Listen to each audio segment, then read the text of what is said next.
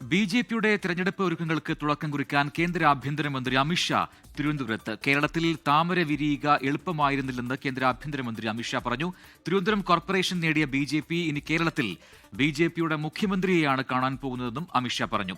ശബരിമലയുടെ സ്വത്തുക്കൾ സംരക്ഷിക്കാൻ കഴിയാത്തവർക്ക് എങ്ങനെ വിശ്വാസം സംരക്ഷിക്കാൻ കഴിയുമെന്നും അമിത്ഷാ ചോദിച്ചു. ബി.ജെ.പി കോർ കമ്മിറ്റി യോഗം തുടരുകയാണ്. എം.ജി. പ്രതീഷ് ഏറ്റവും പുതിയ വിവരങ്ങളുമായി തിരുവനന്തപുരത്ത് തത്സമയം ചേരുന്നു. പ്രതീഷ്, ആഭ്യന്തരമന്ത്രി അമിത്ഷാ എത്തുന്നതോടുകൂടി ബി.ജെ.പിയുടെ അല്ലെങ്കിൽ എൻ.ഡി.എ ക്യാമ്പിന്റെ ആത്മവിശ്വാസം അത് എത്രമാത്രമുണ്ട്? ഒപ്പം തന്നെ ഏതൊക്കെ രീതിയിലാണ് തെരഞ്ഞെടുപ്പിനെ നേരിടാൻ എൻ.ഡി.എ ബി.ജെ.പി ക്യാമ്പ് ഉദ്ദേശിക്കുന്നത്?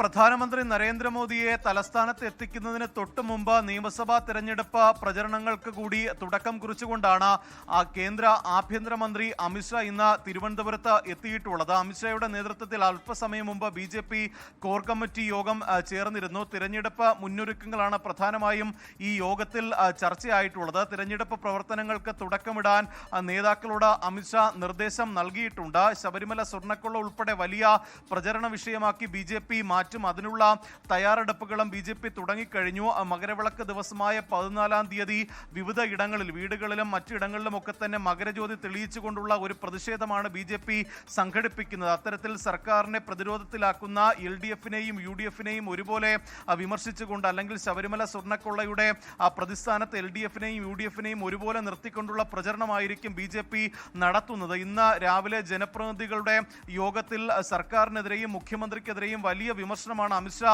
നടത്തിയത്. ശബരിമലയിലെ സ്വത്തുക്കൾ സംരക്ഷിക്കാൻ കഴിയാത്ത സർക്കാർ എങ്ങനെയാണ് വിശ്വാസം സംരക്ഷിക്കുക എന്ന് ചോദിച്ചിട്ടുണ്ട്. അതുകൊണ്ട് തന്നെ വലിയ ഒരു മുന്നൊരുക്കം ഇതുമായി ബന്ധപ്പെട്ട് ബി.ജെ.പി നടത്തുന്നുണ്ട്. അതിന്റെ കൂടി തുടക്കമായാണ് കേന്ദ്ര ആഭ്യന്തരമന്ത്രിയുടെ നേതൃത്വത്തിൽ ബി.ജെ.പി നേതൃയോഗവും കോർ കമ്മിറ്റി യോഗവും ഇന്ന് ചേർന്നത്. ശരി, എം.ജി. പ്രതീഷാണ് വിവരങ്ങൾ നൽകിയത് തിരുവനന്തപുരത്ത് നിന്ന്. ലോകത്തെവിടെയായാലും ഏത് സമയത്തും 24 വാർത്തകളും ഓഗ്മെന്റഡ് റിയാലിറ്റി പാക്കേജുകളും എക്സ്പ്ലെയിനറുകളും വിശദമായി കാണാൻ ഞങ്ങളുടെ യൂട്യൂബ് ചാനൽ നിങ്ങൾക്ക് സബ്സ്ക്രൈബ് ചെയ്യാം.